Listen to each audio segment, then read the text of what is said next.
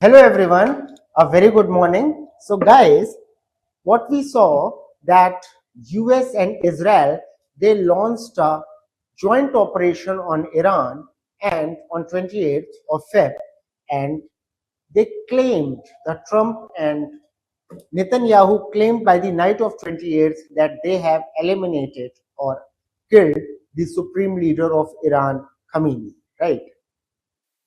But it was not confirmed by the Iranian media, the state media of Iran. But yesterday, Sunday, that was 1st of March, in the late afternoon, the news channels of Iran, they confirmed it that yeah, their supreme leader and many other important people in the ministry of Iran, they have been eliminated. Okay.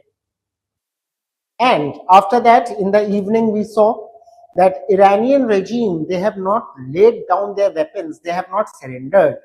Rather, they are saying that we are going to fight till the end, and US and Israel will have to pay for what they have done. Okay.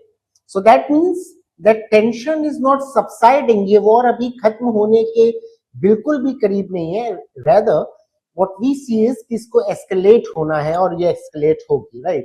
As we saw on 28th, Iran launched combined attack on many other countries like Dubai, Saudi Arabia. तो अब इसमें पहला question तो यही आता है कि Iran ने सऊदी अरेबिया, दुबई, कुवैत, इन सारी जगहों पे क्यों अटैक किया? इन कंट्रीज ने क्या ईरान का बिगाड़ा है?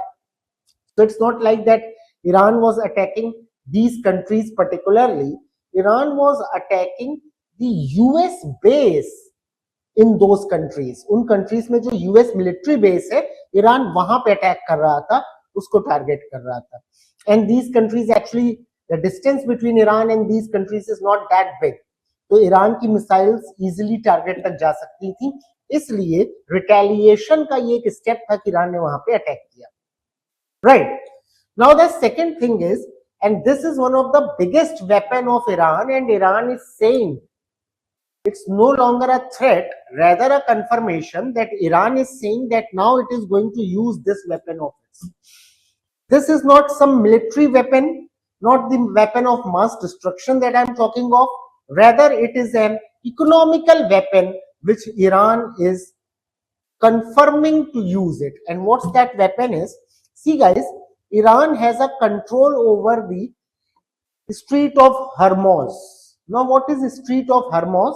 So it is a 30-kilometer stretch of water. 30-kilometer stretch of water, and from here all the shipments of oil coming from Middle East, that is Saudi Arabia, Iraq, all these countries coming from Middle East, they reach India, right? So whatever oil India purchases from Middle East, it comes from this Strait of Hormuz. And now Iran has decided to close this Strait of Hormuz. Okay. Now when Iran will close this stretch, what is going to happen? All the shipments that were due to arrive to India, all those shipments will get blocked. ये सारे shipments block हो जाएंगे और India तक oil नहीं आ पाएगा. Now the thing is that 90% of what, let me put it in another way, whatever the total consumption of India is in case of oil and LPG, 90% of it India imports from other countries. तो हमारे consumption का 90% तो हम import करते हैं, चाहे वो LPG हो या ऑयल हो, ठीक है? We import 90% of it, and out of this 90%, 50% comes from this Hormuz stretch. Okay, तो हमारा 50% शिपमेंट ब्लॉक हो जाएगा.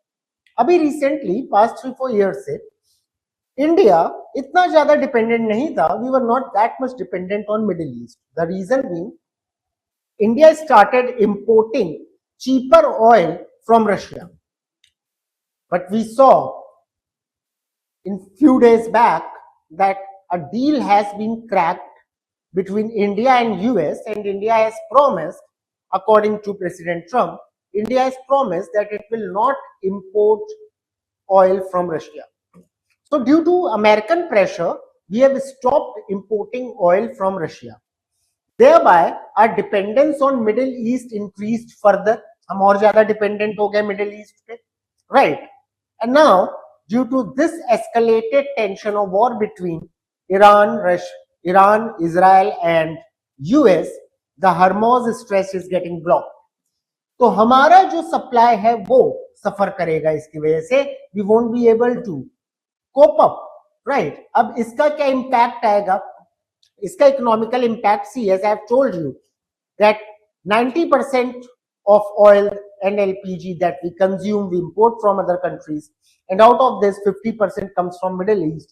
तो इसका मतलब एक serious supply crisis और supply issue आएगा.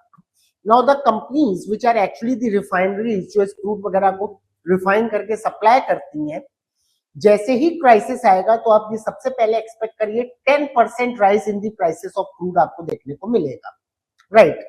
लेकिन ये 10% पे ही स्टोरी रुक नहीं जाती है.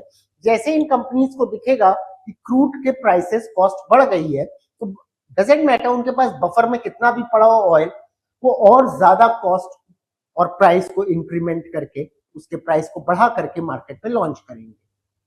क्योंकि इस टाइम जो सिनेरियो है वो बहुत वोलेटाइल है एंड यू नेवर नो कल प्राइस कितना बढ़ जाएगा.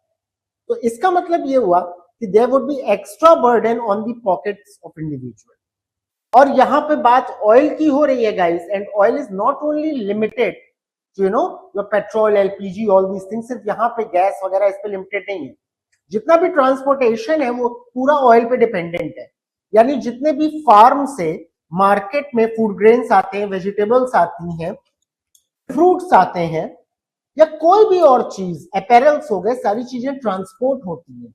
और जब ट्रांसपोर्टेशन कॉस्ट बढ़ जाएगा क्योंकि ऑयल का कॉस्ट बढ़ गया है, तो ओवरऑल इन्फ्लेशन आपको इकोनॉमी में देखने को मिलेगा. So this is something that is going to happen until unless this war ceases and Hormuz का जो आपका स्ट्रेच है उसको ईरान फ्री नहीं कर देता है. लेकिन अब इसमें एक पॉइंट और भी आता है कि we might have other alternatives. हम स्विस कैनाल से उस रूट को यूज कर सकते हैं.